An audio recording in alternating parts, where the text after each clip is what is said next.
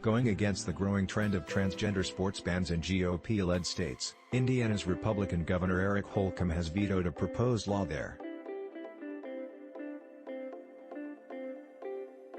In a letter announcing his veto Monday, Holbomb said the legislation, which would have prohibited transgender female athletes from participating in girls' sports, falls short.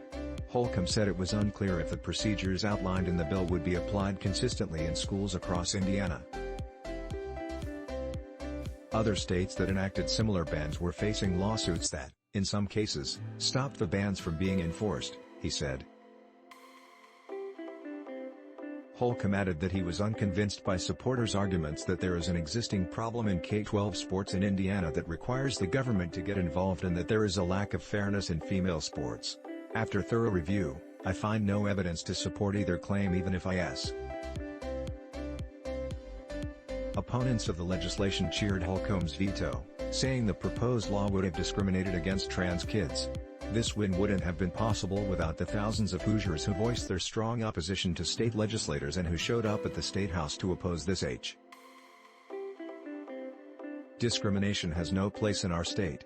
In March, Iowa became the 11th state to enact a transgender sports ban, as more Republican-led states signed laws forcing people to participate in sports based on their biological sex at birth. The others where bans were signed into law are Alabama, Arkansas, Florida, Idaho, Mississippi, Montana, Tennessee, Texas, West Virginia. In addition, South Dakota enacted a ban through an executive order. The trend isn't universal, though. Last year North Dakota's Republican Governor Doug Burgum vetoed a transgender sports ban, saying there was no evidence of a lack of fairness in the state's schools. Banning transgender women from participating in sports, especially at the high school level, aren't based in scientific evidence, says Dr. Eric Vilain, a pediatrician and geneticist who studies sex differences in athletes. In the field of sports, there is a long history of discrimination that targ. Again, the science of whether testosterone in real life is actually providing an advantage in competition is not clearly established.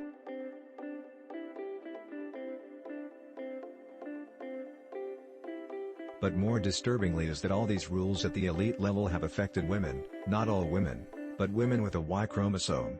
And often, it's triggered by women who look different.